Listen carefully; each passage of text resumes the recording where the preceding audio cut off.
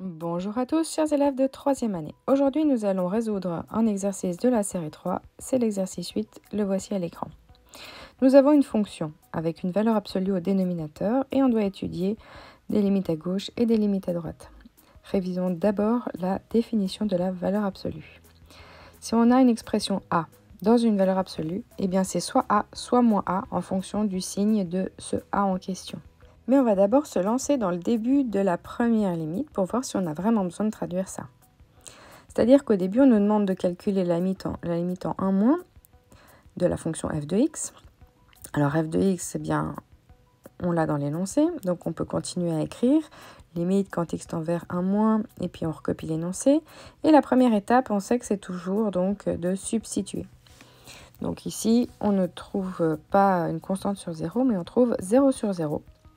Et donc là, on sait qu'on a besoin de transformer notre valeur absolue en un polynôme sans valeur absolue.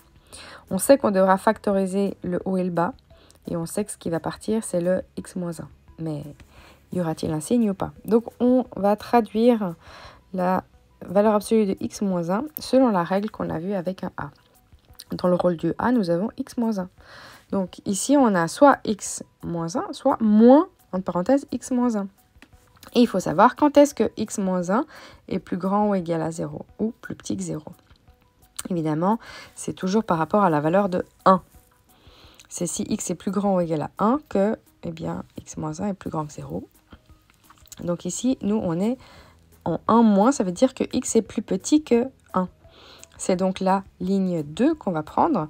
On va remplacer la valeur absolue par moins, entre parenthèses, x-1.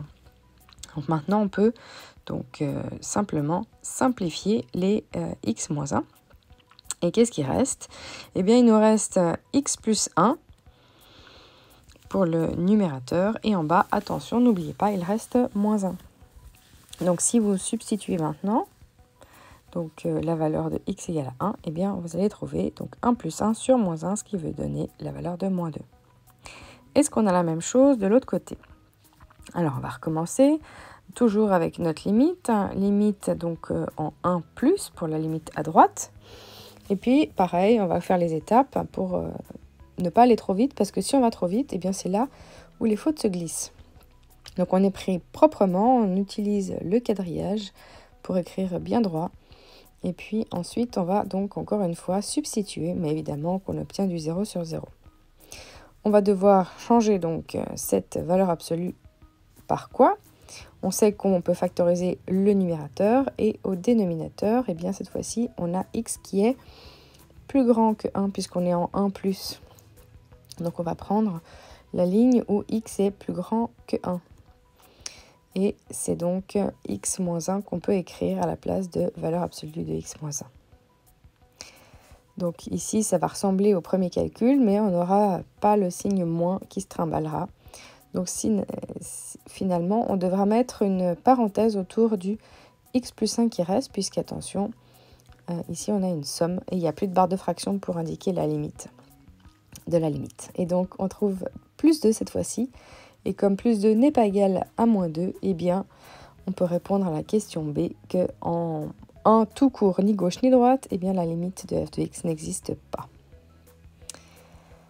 Donc, il ne nous reste plus que la question C. Et pour résoudre la question C, on va utiliser tout ce qu'on a fait en A pour simplifier un petit peu l'expression de f. Donc, en fait, la valeur absolue, on peut directement la mettre soit avec un plus, soit avec un moins, sans donc valeur absolue. Et puis, on va pouvoir le simplifier de façon générale. C'est pas qu'en 1 qu'on peut simplifier cette histoire. Et donc, on obtient soit x plus 1, soit moins x plus 1, ce qui correspond donc à moins x moins 1, et c'est toujours en fonction de la valeur de x si elle est plus grande ou égale à 1 ou plus petite que 1. Donc commençons par la partie plus petite que 1, puisque c'est le plus facile, on a droit à l'axe vertical, c'est-à-dire l'ordonnée à l'origine, qui est en moins 1, et puis ensuite on a une pente négative de donc, moins 1, donc moins 1 sur 1. Donc on dessine l'ordonnée à l'origine et paf, une pente donc de moins 1. Et puis on fait ça de moins l'infini jusqu'à 1. Et ensuite, eh bien, on repart pour la fonction x plus 1, on sait que c'est donc, elle commence à 2 quand on est à 1.